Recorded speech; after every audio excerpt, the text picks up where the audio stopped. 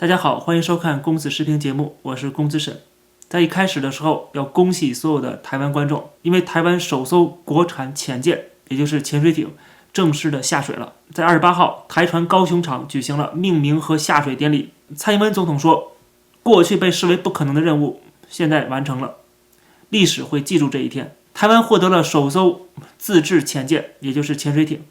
这确实是一个巨大突破。这个问题我们要分几个层次来看啊，我们就实实在在的理性分析。首先，台湾下水了第一艘潜艇，同时它正在建造另一艘潜艇，这跟现在中国所拥有的40多艘潜艇相比，相去甚远。不好意思，我刚才说的这个40多艘的潜艇是指的是柴电潜艇加核潜艇总计56艘，光是核潜艇就有12艘，所以台湾刚刚下水一艘，还不是核潜艇，这只能说是刚刚开始而已。但是这里边又有2点很重要，台湾是实现了0到1的突破，有跟没有的差距还是很大的啊。有多少是另外一回事，但是有跟没有就是不一样，因为它可以形成一个战略威慑。台湾有了这样的潜艇之后，实际上它就可以更有利于它打不对称战争。如果中国发动战争的话，那一定在台湾海是不对称战争。如果不考虑美日因素的话，所以台湾需要打游击战，对吧？那么海军也同样需要打游击战，所以当台湾有了潜艇之后，更有利于去对付解放军。因为解放军如果攻台的话，它必然是需要登陆的，它必然是要跨过台海的。而且现在解放军最大的弱点就是在反潜技术上面，所以说建造这样一艘潜舰是非常重要的。当然了，你说只靠潜艇就管用吗？当然也不管用。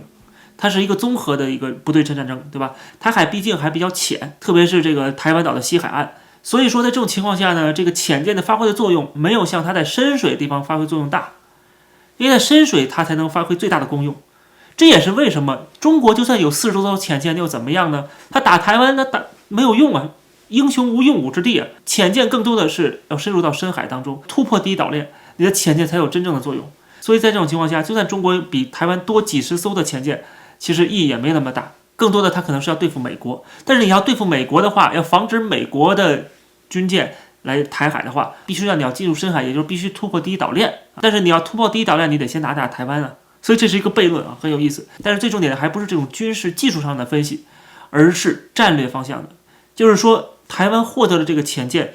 注意，它虽然说是国产潜舰，但是谁提供了技术跟零件，这是非常重要的。路透社曾经就曝光过，说台湾的潜舰制造至少获得了7个国家的帮助。英国皇家海军潜艇部队的退役准将 Maggie， 他就是台湾潜舰计划的招募人，他在直布罗陀设立了公司，来专门为台湾去招募这些工程师，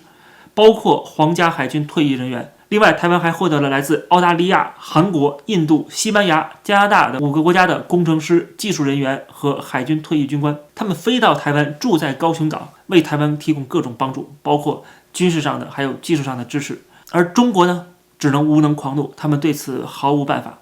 他们各种各样的威胁手段都失效了。这说明什么？台湾的这个第一艘潜舰下水，这说明的是这是国际合作的产物，说明他得道多助，说明这么多国家都不惧中国的威胁，愿意帮助台湾。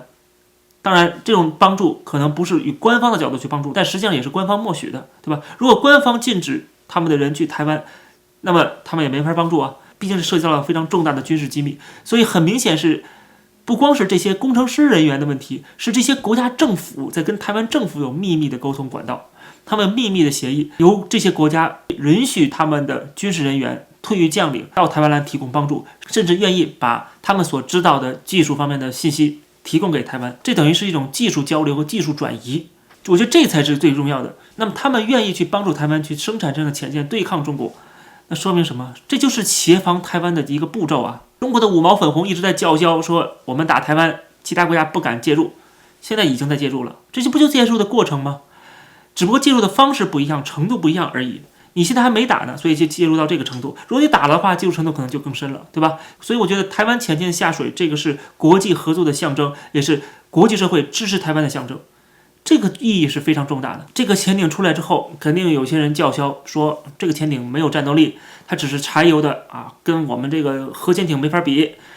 但是中国的潜艇部队大部分还是柴油的，跟这个也是一样的。另外就是这个潜舰说是台湾国产，里边的技术很多来自美国，包括它整个战斗系统是洛克马丁公司提供的，还有它的声纳也是雷神公司提供的。这不像中国的很多军事设备都是用民用的技术给改装的因为只有通过民用才能获得西方的技术，然后再改装过来，不管是买来还是偷来，反正是杂牌拼凑而成的，有民用有军用，万国牌。然后说是解放军的国产的，但是台湾这个是不太一样的。台湾跟中国的这种杂牌不一样，台湾的杂牌是指虽然也是来自五湖四海各个国家，这都是军用技术级别，而且都得到了这些国家的支持，派人到台湾的高雄来做顾问，所以它的整合能力是远远超过中国的那些万国杂牌的，这还是有一些不同之处的。在2021年的路透社的那篇文章当中还提到说，日本非常的谨慎，怕得罪中国，对帮助台湾建造潜舰很迟疑，因为日本是拥有世界最先进潜舰的国家之一，但是想必他最后还是用各种方式提供了帮助。所以我们说这一次潜舰下水是一次台湾巨大的国际突破，获得了这么多国家的支持和帮助，不像所谓华为的突破突破美国的封锁，那个突破是玩假的，是假的突破，它没有荷兰的光刻机，它突破个鬼啊！所以不知道是不是因为台湾有了第一艘潜舰立刻长了士气，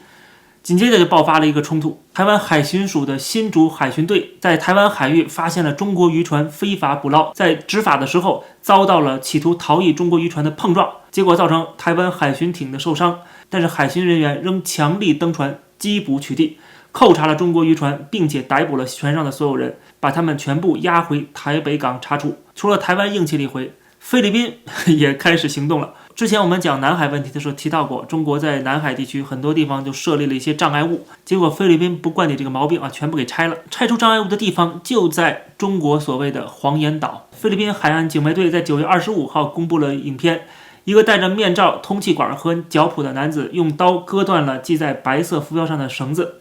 还有一个锚被从水中拖入到一个木船上。菲律宾海警队在推特上表示，他们按照总统的指示成功拆除了危险的浮标屏障。在2012年，中国跟菲律宾对峙，最后夺下了黄岩岛。菲律宾一直耿耿于怀，所以这种情况下，当菲律宾跟美国的军事合作越来越紧密的时候，他们也就腰板硬了，